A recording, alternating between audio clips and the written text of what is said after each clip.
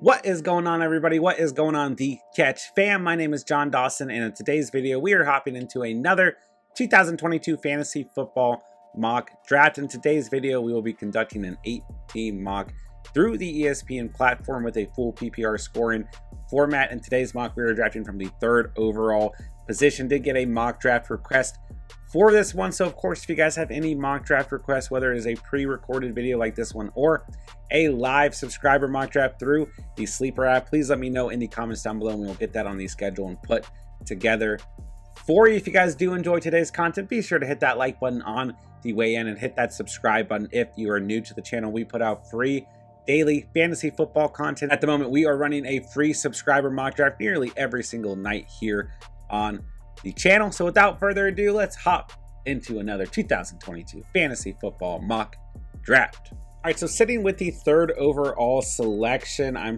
probably just going to go best available player. I mean, you could think of it two ways, right? Do you want to start your draft with who you think is the best available running back, or do you want to start your draft with who you think is the best available wide receiver? And then pick 14 overall, you either go running back or receiver based on what you did with the first selection in your draft. And then really in the 3rd round for me, all about the positional value. Go out and get a value tight end, one of those top tier tight ends in either Travis Kelce or Mark Andrews. So CMC goes at 1.1, JT goes at 1.2. So if I were to go running back here, I would go Austin Eckler, no doubt. If I'm going to go receiver here, it's either Cooper Kupp or Justin Jefferson. So it's kind of an interesting spot. Like I said, you can start the bona fide wide receiver. You can start with a high tier running back like Austin Eckler. So for me, you get great value no matter where you go here, whether it's Kupp, Eckler, or JJ. Chase comes out of this tier just by a hair. For the sake of things, let's go Cooper Kupp.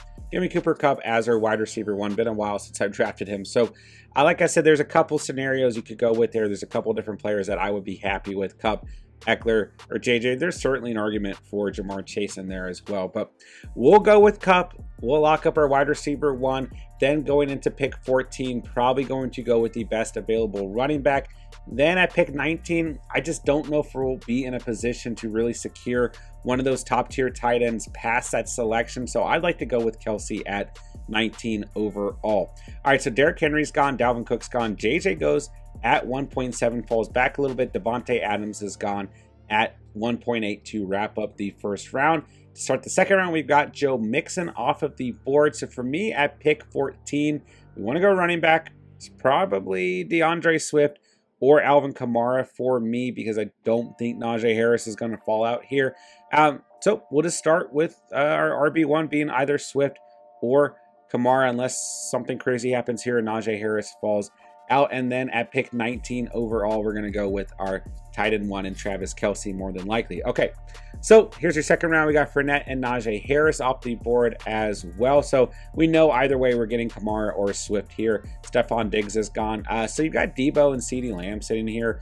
But for me, I want to lock up that RB1. You know, there's always going to be depth in 8-man drafts, more so than other leagues, but running back is still going to dry up quicker than any other position. So you've got your selection here. Do you want to go Swift or Kamara? I like both quite a bit. I'm not too worried about the Kamara situation, but let's say you are. Let's go DeAndre Swift, and that way we don't have to worry about a possible suspension, if it's going to happen, if it's not going to happen, if evidence is going to come out, whatever it may be, right? So we'll go Swift at 14. Debo goes at 15. And the second round will wrap up in just a few moments here. And then at that pick 19, man, I'm just going to go ahead and get Travis Kelce off the board. You could certainly make an argument for Mark Andrews as well, but I like Kelce just by a hair. I don't mind Mark Andrews either, but really in these 8-team leagues, positional advantage is so big. And there goes Travis Kelce at 16. So now we're looking to draft Mark Andrews, because like I was saying, positional advantage is just so important in these 8-team leagues, that having a top tier tight end makes such a difference in my mind. So I really emphasize, man, if you play in an 8-team league, go out and get a tight end early. Those tight ends are a little bit further back in ESPN's rankings overall, but just don't be surprised if they're gone by the beginning of the 3rd round, into the second in actual drafts, because really in our subscriber mocks, there's a much higher value on those 2 top tight ends than in a lot of the mock drafts I'm seeing through online platforms. All right, so CeeDee Lamb's gone here. Tyreek Hill goes, man. Alvin Kamara and James Conner are really tempting here. There's some good receivers as well. Saquon Barkley's floating around, but let's stick to our guns. Let's go Mark Andrews. Let's get that positional value at the tight end position over with. So we start things off with DeAndre Swift, Cooper Kupp, and Mark Andrews. A great start to this roster, no doubt. So Alvin Kamara is gone at the 20th overall selection. What I'd like to do for the remainder of this draft is just alternate between receivers and running backs and really fill up this roster with a lot of good value at both of those skill positions. And then we'll let a quarterback fall to us at the right time. And positional advantage, always important in an 8-team format. But quarterback is the one position where, you know, there's a point in the draft where if Josh Allen's sitting there, I'm not going to pass him up. If Justin Herbert's sitting there, I'm not going to pass him up as well. But I do think there's a lot of good value at quarterback. I mean, a lot of these mocks, I've gone out and I've gotten Burrow a little bit later and paired him with the Trey Lance, for example. I've gone out and gotten Jalen Hurts at very good value. Sometimes Kyler Murray or Lamar Jackson fall back a little bit. And even if you miss out on all those quarterbacks, you still got Prescott, Brady, Rodgers, Wilson, Stafford floating around. So there's plenty of value at quarterback. It's really, you know, even though I'm very big on positional advantage, I kind of feel like with quarterback you can take maybe a little bit more of a breather, so to speak, in terms of positional advantage, because there's going to be good value. And really, if you miss, in my opinion, you know, Allen and Herbert are the two guys who really present that big ceiling at the position going into the year. So if you miss on one of those two guys, like, I feel like you can wait a little bit, if that makes sense. All right. Keenan Allen, Nick Chubb, Javonte, and Aaron Jones wrap up the third round. Into the fourth round, Josh Allen's gone, Saquon Barkley's gone. I was really hoping Saquon might fall out, but we do see our first quarterback gone at 25 overall. So if James Conner somehow falls out here to pick 30, that's my selection, no doubt. He's still sitting there. I would imagine he goes at 28 or 29 unless both these teams are just super running back heavy. I mean, we see two running backs. And yet, I mean, T. Higgins off the board. We see two running backs here, so it's possible that he actually falls out. And I'll go James Conner all day long as an RB2. I mean, we were talking about him in the last round as a potential pick over Andrews.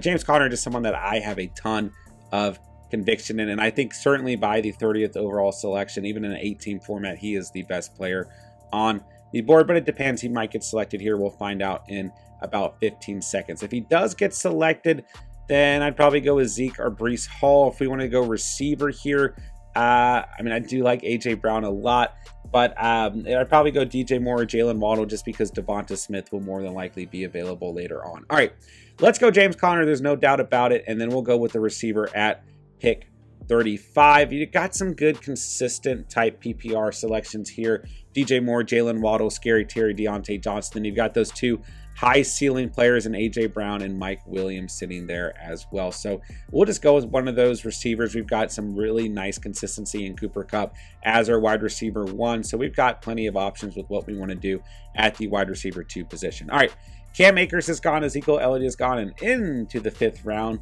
we go. If you guys are enjoying the content today, hit that like button, give us that little boost in the YouTube algorithm. And of course, if you're new to the channel, hit that subscribe button down below as well. Come join the Catch fam, man. We would love to have you here at the channel. All right, into the 5th round, we've got A.J. Brown gone.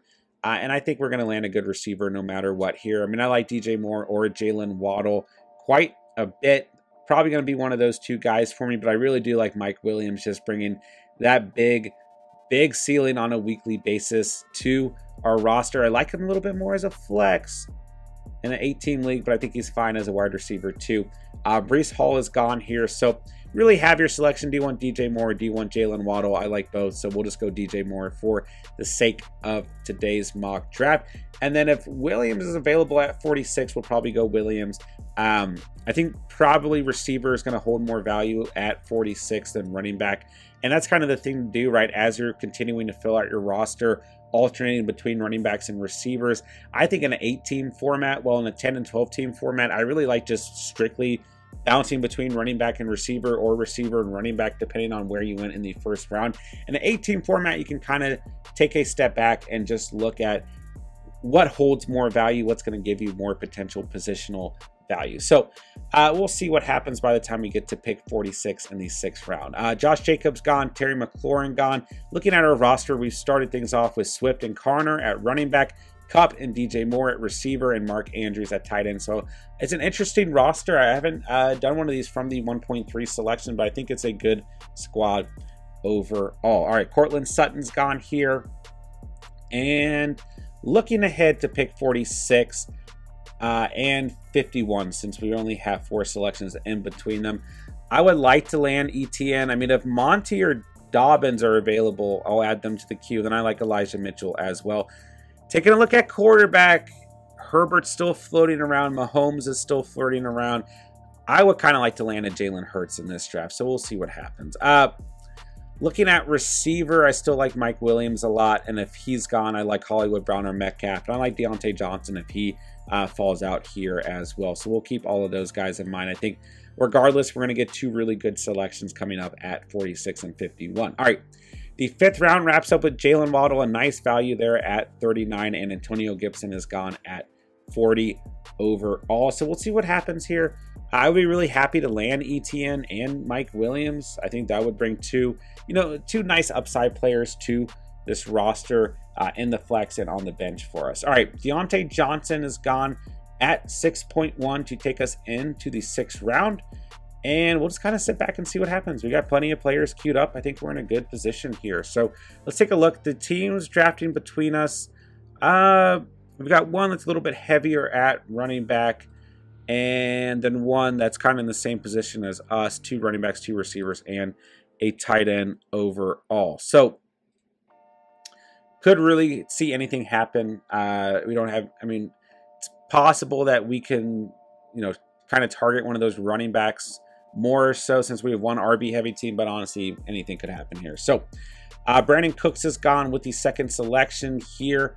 In the 6th round, J.K. Dobbins and Montgomery still floating around. Patrick Mahomes is gone. I mean, Monty's going to be pretty tempting, but I like... Okay, there goes Monty. All right. And I think ETN might hold a little bit more upside than Dobbins just because... I mean, don't get me wrong, James Robinson, a big factor still in my eyes in Jacksonville's backfield, but I think the Ravens are just going to have a ton of running backs floating around, including Lamar Jackson. All right.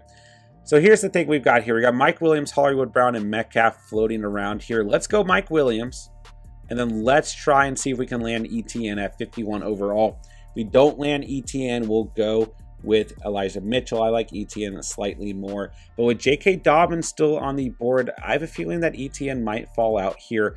But Hollywood Brown and Metcalf, 2 really good receivers still floating around here. But I like that high ceiling that Mike Williams brings, that maybe boom or bust on a weekly basis, because we've already got Kupp and DJ Moore who are going to bring a lot of consistency to this roster. All right, so we do see 2 quarterbacks gone here in the 6th round. Patrick Mahomes gone, Justin Herbert gone, so Patty gone at 43, Herbert gone at 45, and then Kyle Pitts, the tight end position, gone at 47 overall. If I'm not mistaken, that's just our 3rd tight end, the only tight end taken since I selected Mark Andrews and Kelsey went around that 19 overall mark. So we've got a great start to this roster, man. Swift, Connor, Kupp, Moore, Andrews, and Williams. Hollywood Brown is gone to wrap up the 6th round. We'll move into the 7th. I still think ETN is my top target here. Dobbins still sitting around, which is kind of intriguing, but I think ETN, especially in full PPR, brings a little bit more upside overall. So he's definitely my top target. And then as we approach that 62nd overall selection, I might go ahead and quote unquote reach for a quarterback and just get Jalen Hurts out of the way. Kyler Murray and Lamar Jackson might still be sitting there. We'll see what happens. If we don't, then we'll just continue to stack up at running back and receiver as Gabe Davis is selected here to start the 7th round. And so Anderson, let's see, he's in a pretty even spot. He could really go anywhere here, but there's a lot of good players available. So even if ETN goes here, I mean, we still have Dobbins or Elijah Mitchell to select from in terms of our RB3. And if we wanted to just shift back to receiver, we got DK Metcalf, Chris Godwin, and Darnell Mooney all sitting here. So plenty of good players hanging around. So Metcalf goes, a good selection there. I'll go ETN here. And then we'll move into the 8th round and just a couple more selections here. So Jerry Jeudy's off the board. So looking ahead, I want to keep an eye. I don't know, man. We might be able to hold off on Jalen Hurts. So I'm thinking that we go receiver with the 62nd overall selection. And just looking at running back, right, I'm going to let this tier of like J.K. Dobbins to Damien Harris get selected on its own. Then I'm going to start to target guys like A.J. Dillon, James Cook, get some late value, Damien Pierce as well. Like if I came out with those 3 running backs on the bench, I'd be happy. And if not, Darrell Henderson and Tyler Algier should be available later on as well.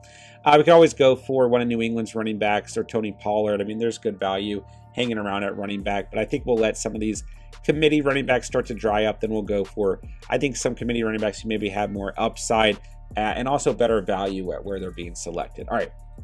So let's take a look at receiver as Jerry Jeudy, Darren Waller, George Kittle, J.K. Dobbins, and Darnell Mooney wrap up the 7th round for us, and we will move in to the 8th round overall. If Chris Godwin falls out here to 62, there's no doubt in my mind that we're going Chris Godwin all day long. So Jalen Hurts is gone. That's the thing with Jalen Hurts. Like, his ADP is not exactly accurate right now. He's definitely going a little bit ahead ADP. So he gets selected in front of Lamar Jackson, Kyler Murray, and is off the board. So that's why I was kind of thinking of targeting him. But we'll be okay, right? I still think we can land a solid QB at 67 if we want to go that route. If we want to hold off, I think Joe Burrow and Trey Lance are still very, very easy to acquire later on. All right, so we did see Chris Godwin gone. He was the top player I was really looking at. He's gone, but let's go ahead and let's take Allen Robinson off the board at the receiver position. I don't typically like getting 2 receivers from the same team, but I don't think it's going to hurt us too much. He brings some nice upside to our bench as well and potential trade value if we really wanted it. So looking at available players, we could just go ahead and lock up a QB coming up at 67. We could go with another receiver, which would allow us to divert from a receiver in a later round. I like Hunter Renfrow and I like Devonta Smith. I think they're the 2 best players. Hunter Renfrow is gone. Drake London, Adam Thielen, Amari Cooper, Rashad Bateman, all good values here, but I think there's some later value. Guys like Elijah Moore or D-Hop floating around. So I think just the way this draft has kind of fallen, the best thing to do here is maybe just go for some upside and positional advantage at quarterback and go for a Lamar Jackson or a Kyler Murray. And then maybe in a later round, still land a Joe Burrow or a Trey Lance and get a second quarterback on this team, maybe to bring some stability behind a guy like Lamar Jackson or Kyler Murray, who are really, bringing you that rushing upside, but always have some potential for injury because of that as well. So Lamar Jackson's gone. He's no longer an option for us. That will wrap up the 9th round and take us into, that'll wrap up the 8th round and take us into the 9th round. So, I mean, we'll see if Kyler Murray's even available here. So Seabolt's got a quarterback. Anderson does not. So there is a chance here that Kyler Murray goes. And if that happens, I'll just take a breather from quarterback and we'll target Joe Burrow and or Trey Lance coming up here shortly. So a couple of options here. If we don't go quarterback, we still got Elijah Mitchell hanging around, who part of me is just tempted to go Elijah Mitchell in general because I think he's a true value running back still hanging around. Okay, he's off the board. I mean, if he was still sitting there, that was going to be a tough choice for me to make. But let's go for some advantage at the quarterback position. Give me Kyler Murray here. And that's a great start to the roster, man. We got a great flex player. We got a running back and a receiver on the bench and a great core roster. So Kyler Murray at QB, Mark Andrews at tight end, DeAndre Swift, James Conner, and Travis Etienne at running back. Looking at receivers, we got Cooper Kupp, DJ Moore, Mike Williams, and Allen Robinson. I don't necessarily love having too much exposure to receivers on the same team, but with the Rams, with the Bengals, with the Chargers, with the Raiders, even with the Cardinals, there are teams out there that I don't mind having multiple players from at the receiver position. The Eagles would be another one with Devonta Smith and A.J. Brown. So we'll survive. I think we'll be perfectly fine. I still think Allen Robinson, when we selected him, was the best available player. All right, looking at the 9th round here, we got Devin Singletary, Elijah Mitchell, Kyler Murray, Adam Thielen, Cooper, Dalton Schultz, Rashad Bateman, and Patty and Cheese, my guy Cordero Patterson, off the board. Into the 10th round, we've got Drake London gone as the first selection. So we're kind of back in that position where we can just alternate between the best available receivers and running back. So for me, what I'd like to do here, if Devonta Smith is available at 78, I'll go Devonta Smith all day long. Then I'd like to go with A.J. Dillon at the 83rd overall selection. And I think that's a great, an even better start to this roster. The other thing we could consider here is making kind of a power move at quarterback and going ahead and locking up Joe Burrow. And Devonta Smith is off the board, so that might be something I consider here. Looking at receiver, I still think that there's good enough value in the next coming selections that we might be able to just pull off a true power move at quarterback here. Looking at running back, like A.J. Dillon's really the only person in this current tier who stands out to me that I want on this team. Let's take a look here. The team is drafting in between us. We've still got one with no quarterback. I don't know, man. I think I'm going to go ahead and just take, I don't know. I like Hopkins hanging around as well, though, is the thing.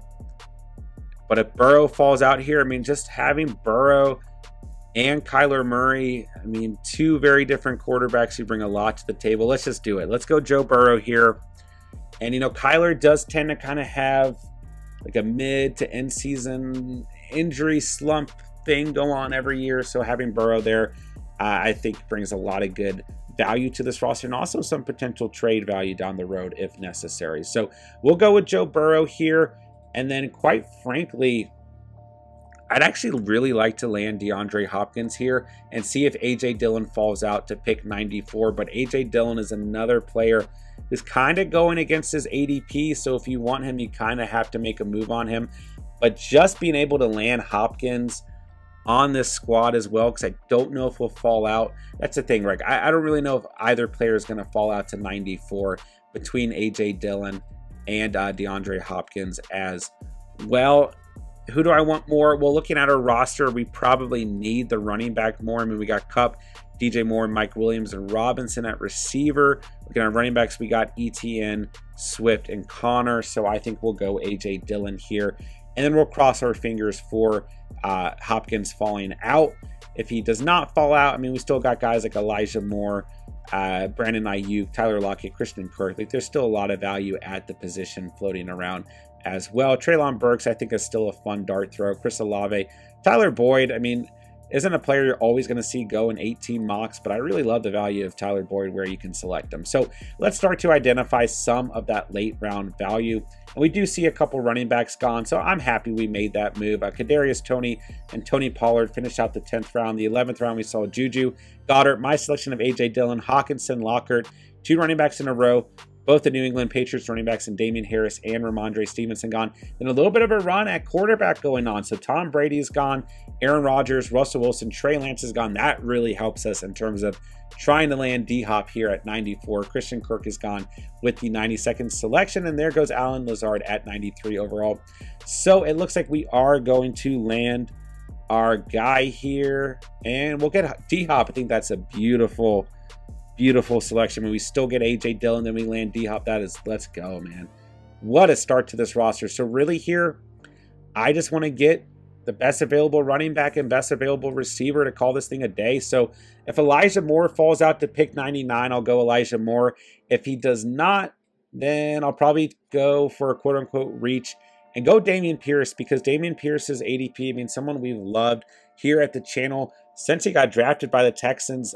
Him and Tyler Algier have been two running backs I've talked about a lot here in the offseason. But really, after Damien Pierce's first overall preseason outing, his ADP in mocks is just, it's moving up like 4 or 5 rounds. So I don't have a problem, even in an 18 mock, going out and reaching for him. And this is going to be your RB1 for the Texans. At the end of the day, I've said it all off season long. And listen, bad offenses still produce good fantasy players. But if we don't go Damien Pierce, right, you've got Chase Edmonds, James Robinson, you've got Seattle's running backs, you've got James Cook, who I really like as well. In terms of rookie running backs, James Cook, Damien Pierce, and Tyler Algier have been the guys I've been going after. So James Cook is gone. Matthew Stafford goes at 95. James Cook goes at 96. We've got 2 spots left here, so I think we're going to be able to wrap up this roster in really good fashion. I love the way this team looks, man. I think this was a great draft. It's an interesting spot at 1.3, but I think you can build a really good team. We got Kyler Murray and Burrow at quarterback, Andrews at tight end. Running backs, we got Swift, Connor, Etienne, and A.J. Dillon.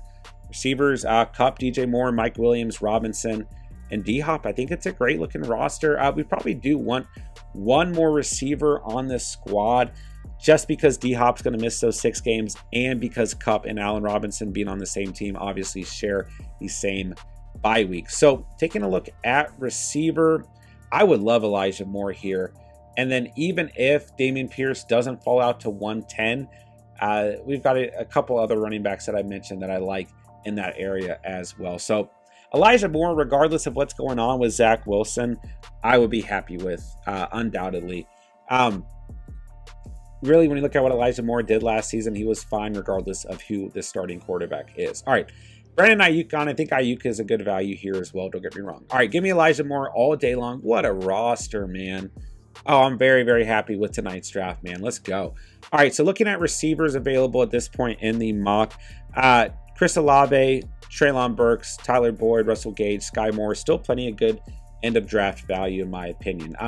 Tight end, we just saw Zach Ertz and Mike Gesicki gone. You still got Freiermuth, Hunter Henry, Dawson Knox, so some good value there if you did want a second tight end. I mean, I would love to see a Dawson Knox or Hunter Henry behind Mark Andrews just for that bye week, but looking at this squad overall, one more running back I think is what's more important. But you can always consider, like, let's say you didn't go with Joe Burrow, you didn't get a second quarterback. I don't mind a second tight end as long as they're bringing some upside, some red zone opportunities like Dawson Knox or Hunter Henry.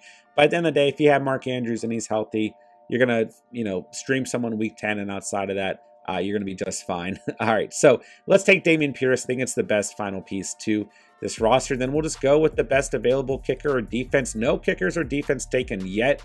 That'll probably change with picks 113 and 114. But if Justin Tucker or the Bills defense are available at 115, we're going to go for that positional advantage, as I think those are the best kicker and the best defense respectively going in to the season. And then at pick 126, we'll either go with kicker or defense, and we'll call this thing a day. All right, so moving into the 15th round, we do see the Bills defense and the Saints defense gone. I actually somewhat prefer that, because then we just lock up Justin Tucker. You have nothing to worry about at the kicker position outside of week 10 on the season, and you can always stream a defense on a weekly basis. And I still think, especially in 18 mocks, like, you're going to be able to land a defense of some value at the end of the draft regardless. So great roster overall. Got Kyler and Joe Burrow, quarterback. I mean, we have nothing to worry about in terms of a bye week. We have some flexibility if any injuries come up, and you have some trade advantage at the quarterback position as well. Tight end, we've got Mark Andrews, who are in a great position there. Running back room looks solid to me. DeAndre Swift, James Conner, Etienne, A.J. Dillon, and Damien Pierce, a very solid 5 running backs overall. Receiving room looks great as well. Cooper Kupp, DJ Moore, Mike Williams, Allen Robinson, D-Hop, and Elijah Moore. I would be ecstatic with this team going in to the 2022 season. Let's take the Colts defense, and that'll wrap up the draft there. So we finish things off with the Colts defense and with Justin Tucker to round off this team. And that'll do it for today's video, man. If you guys did enjoy the content, be sure to hit that like button down below. Hit that subscribe button, of course, if you are new to the channel, and please let me know in the comment section down below if you guys have any mock draft requests, whether it is a pre-recorded video like this one or a live subscriber mock draft. I would be happy to get it on the schedule and set up for you. Make sure to join our Discord. Link is in the description down below. Completely free to join. That will get you our best community updates, as well as updates on when we are mock drafting and our mock draft invites. And be sure to check out all of the links down below while you're at it. All right, here's one last look at the team. Cooper Kupp, DeAndre Swift, Mark Andrews, James Conner, DJ Moore, Mike Williams, Travis Etienne, Allen Robinson, Kyler Murray, Joe Burrow, A.J. Dillon, D-Hop, Elijah Moore, Damien Pierce, Justin Tucker, and the Colts defense.